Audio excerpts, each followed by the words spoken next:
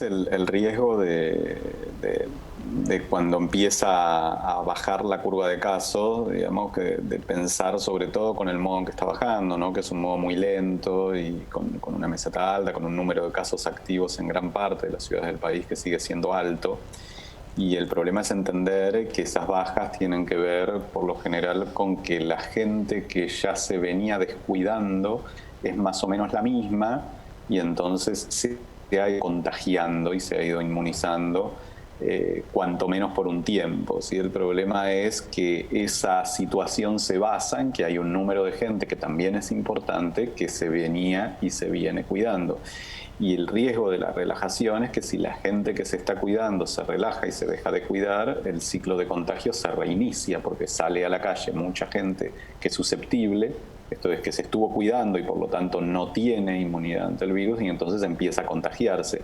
Y la idea era poder entender que necesitamos, que nos falta cada vez menos, que hay toda la posibilidad de que efectivamente llegue la vacuna, que pueda avanzarse con la logística de la vacunación y que eso pueda implicar construir una situación de normalidad en un plazo mediano, pero que hay que poder llegar a esa situación sin tener un nuevo descontrol, ¿no? Y para eso requiere continuar con medidas de cuidado todavía por un tiempo más. Tenemos que hacer las cosas de otra manera. Hacer las cosas de otra manera no implica anular nuestra vida, implica aprender a hacerlas de otro modo y entender cuáles son los cuidados fundamentales que hay que implementar. Se hizo mucho énfasis al comienzo de la pandemia en 2 o 3 cuestiones, que eran las que se sabían en ese momento, algunas de las cuales siguen siendo válidas, como el uso del barbijo. Pero de marzo, febrero a julio, agosto o ahora que estamos en noviembre, se saben muchas más cosas de la transmisión del virus. Por ejemplo, que se transmite por el aire, que se transmite por aerosoles. Y esto requiere implementar algunas otras cuestiones más de cuidado, entender el riesgo que tienen los encuentros sociales, que esos encuentros sobre todo si son masivos, por lo tanto tratar de espaciarlos, tratar de hacerlos con la menor gente posible, entender que es mucho más cuidadoso hacer 3 encuentros de 4 personas que uno de 12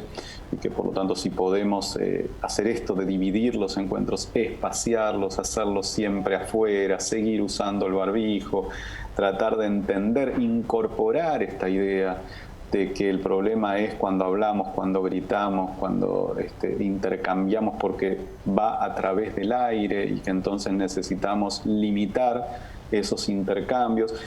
Toda esta información es fundamental y tendríamos que estar en este momento con la posibilidad de campañas de promoción que nos permitan entender qué actitudes tomar para tratar de mantener la situación controlada.